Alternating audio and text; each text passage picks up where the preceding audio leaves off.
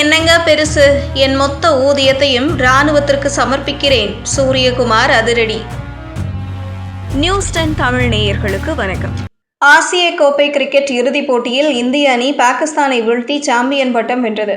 விறுவிறுப்பாக நடைபெற்ற இறுதிப் போட்டியில் இந்தியா த்ரில் வெற்றி பெற்றது. ஆனால் வெற்றி கோப்பையை கூட வாங்காமல் இந்தியா புறக்கணித்துவிட்டது. இதுகுறித்து விளக்கம் அளித்துள்ள இந்திய அணி கேப்டன் சூரியகுமார், ஆசிய கோப்பை கிரிக்கெட்டில் நடைபெற்ற அனைத்து போட்டிகளுக்கான ஊதியத்தையும் இந்திய ராணுவத்திற்கு நன்கொடையாக வழங்குவதாக அறிவித்துள்ளார். ஆசிய கோப்பை கிரிக்கெட் இறுதிப் போட்டி துபாய் கிரிக்கெட் மைதானத்தில் நேற்று நடைபெற்றது. இந்த தொடரின் அனைத்து போட்டிகளிலும் இந்திய அணி வெற்றி பெற்று முதல் அணியாக இறுதிப் போட்டிக்கு தகுதி பெற்றது. மறுபக்கம் பாகிஸ்தான் அணியும் இறுதிப் போட்டிக்கு தகுதியடைந்தது. ஆசிய கோப்பை வரலாற்றில் இந்தியா பாகிஸ்தான் இறுதிப் போட்டியில் மோதிக்கொள்வது இதுதான் முதல் முறை. பஹல்காம் தாக்குதல், ஆபரேஷன் சிந்தூர் ஆகியவற்றின் தாக்கம் கிரிக்கெட்டிலும் எதிரொலித்தது.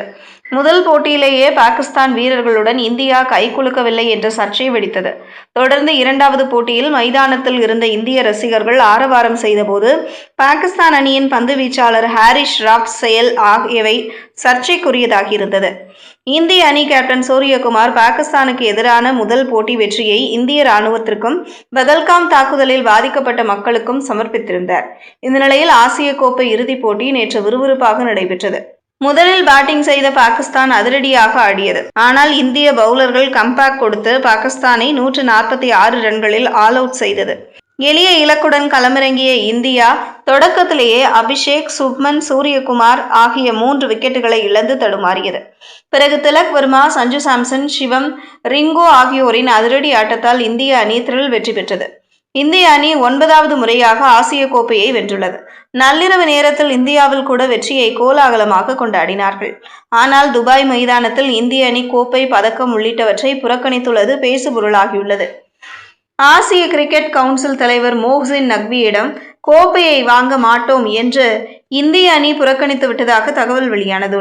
மேலும் போட்டிக்கு பிறகு பாகிஸ்தான் அணி பிரசன்டேஷனுக்கு தாமதமாக வந்தாலும் இந்தியா புறக்கணித்ததாக கூறப்படுகிறது. இந்திய வீரர்கள் சுப்மன் கில், குல்தீப், ரிங்கு, பவுலிங் பயிற்சியாளர் மோர்னே மார்கல் வெளியே வந்து பேட்டி அளித்துக் கொண்டிருந்தனர். கிட்டத்தட்ட 1 மணி நேரம் தாமதமாகத்தான் பிரசன்டேஷன் நடைபெற்றது. தொகுப்பாளர் சைமன் டவுல் இந்திய கோப்பையை வாங்க மறுத்துவிட்டது என்று ஆசிய கிரிக்கெட் கவுன்சில் கூறியுள்ளது என்றார். இந்திய அணி வீரர்கள் கோப்பை வாங்காமல் வெறும் கையுடன் தான் ஹோட்டலுக்கு திரும்பினார்கள். போட்டிக்கு பிறகு பேட்டியளித்த சூரியகுமார், நாங்கள் வெற்றி கோப்பையை வாங்கப் போவதில்லை. என்னுடைய கிரிக்கெட் வாழ்க்கையில் இப்படி ஒரு சம்பவம் நடைபெற்றதில்லை. எனக்கு கிரிக்கெட் தான் எல்லாம். நீண்ட காலமாக கிரிக்கெட் விளையாடி வருகிறேன். மிகவும் கடினமான உழைப்புக்கு பிறகு கிடைத்த கோப்பையை சாம்பியன் அணி வேண்டாம் என்று சொல்லியுள்ளது. இது சாதாரணமாக நடைபெறவில்லை. எங்களின் கடினமான உழைப்பால் வெற்றி பெற்றுள்ளோம். கடந்த 4ஆம் தேதியிலிருந்து இங்கு இருக்கிறோம்.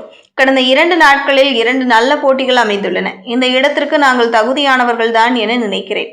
இதை தாண்டி நான் எதையும் கூற விரும்பவில்லை. கோப்பை வேண்டாமா என கேட்கலாம். எங்கள் ட்ரெஸ்ஸிங் அறையில் தான் கோப்பை உள்ளது. என் அணியில் உள்ள 14 வீரர்கள், பயிற்சியாளர்கள் உள்ளிட்ட குறுவீரர்கள் தான் எங்களின் உண்மையான கோப்பை. இந்த பயணத்தில் நான் அவர்களின் மிகப்பெரிய ரசிகராக மாறிவிட்டேன். இங்கு நடைபெற்ற ஒவ்வொரு சம்பவமும் என் நினைவில் எப்போதும் நிலைத்திருக்கும். நாங்கள் வெற்றி பெற்ற பிறகு இங்குள்ள திரையில் ஆசிய கோப்பை சாம்பியன்ஸ் இந்தியா என்று காட்சிப்படுத்தப்பட்டுள்ளது. இதைவிட வேறு என்ன வேண்டும்? எங்களது செயல்பாடுகளை யாரும் புறக்கணித்து விட முடியாது. ஆசிய கோப்பையில் நடைபெற்ற அனைத்து போட்டிகளுக்குமான என் சம்பளத்தை இந்திய ராணுவத்திற்கு நன்கொடையாக வழங்குகிறேன்.